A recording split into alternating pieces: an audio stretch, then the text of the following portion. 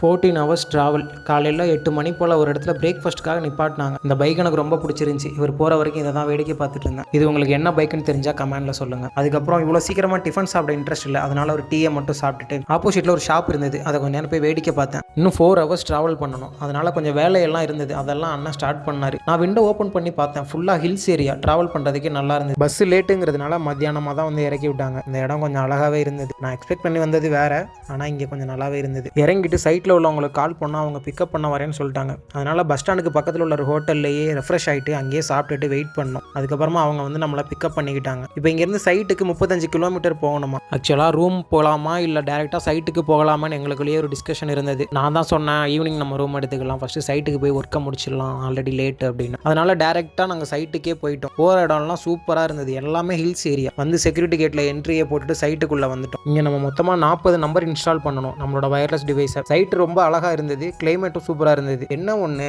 அந்த செடியெல்லாம் கொஞ்சம் சுத்தம் பண்ணாமல் வச்சுருந்தாங்க. அதனால் கொஞ்சம் பயமாக இருந்தது. ஏன்னா இதுக்கு முன்னாடி போன சைட்டில் கொஞ்சம் பாம்பை வேற நான் பார்த்துட்டேன். அதனால் மத்தியானம் லஞ்சுக்கு பக்கத்துலேயே ஹோட்டல் லேக் வியூன்னு சொல்லிட்டு ஒரு ஹோட்டலுக்கு கூட்டிகிட்டு போனாங்க. சூப்பராக இருந்தது அதோட ஆம்பியன்ஸ் எல்லாமே. அந்த லேக் பக்கத்துலேயே நம்ம ஹோட்டலில் சாப்பிட்டுக்கிட்டே அந்த வியூவை நம்ம பார்க்கலாம். மத்தியானம் லஞ்சை சூப்பராக முடிச்சுட்டு ரிட்டர்ன் சைட்டுக்கு வந்தாச்சு. லைட்டாக இப்போ தூரல் போட்டுச்சு. அதனால் ரொம்ப நல்லா இருந்தது கிளைமேட். அந்த வியூவை நீங்களே பாருங்களேன் எப்படி இருக்குன்னு. அதுக்கப்புறம் பேலன்ஸ் இருக்கிற ஒர்க்கு அவங்க கிட்ட சொல்லி பண்ண சொல்லியாச்சு. ஏன்னா வேலை கம்மி தான், ஆண்டனா மட்டும் ஃபிக்ஸ் பண்ணணும். அவங்க கிட்ட இன்ஃபார்ம் பண்ணிட்டு நாங்கள் சைட்ல இருந்து கிளம்பிட்டோம். கார் வரதுக்கு கொஞ்சம் டிலே ஆகிடும். இப்போ ஆக்சுவலாக நாங்கள் ரூம் எடுக்கலை. இங்கேருந்து இன்னொரு சைட்டுக்கு போகிறோம். அது கொஞ்சம் தூரம் அதிகம். அதனால் கார் டேரெக்டாக கொண்டு போய் பஸ் ஸ்டாண்ட்லேயே ஸ்டாப் பண்ண சொல்லியாச்சு. நெக்ஸ்ட் சைட்டுக்கு, ஏன்னா இந்த மாதிரி மொத்தம் 7 சைட்டு நாங்கள் பிளான் பண்ணி வந்திருக்கோம். அண்ணா பஸ்ஸில் ட்ராவல் பண்ணும் போதே ஒரு சைட்டுக்கான டீட்டெயிலெல்லாம் அப்படியே அப்டேட் பண்ணிக்கிட்டே வந்தார். பஸ்ஸை நைட்டு டின்னருக்கு ஒரு இடத்துல நிப்பாட்டினாங்க. அங்கே சாப்பிட்டுட்டு நாங்கள் 3 பேருமே செம்ம டயர்டாக இருந்தோம். அதனால் சீக்கிரமே போய் படுத்துட்டோம். நாளைக்கு பார்க்கலாம்.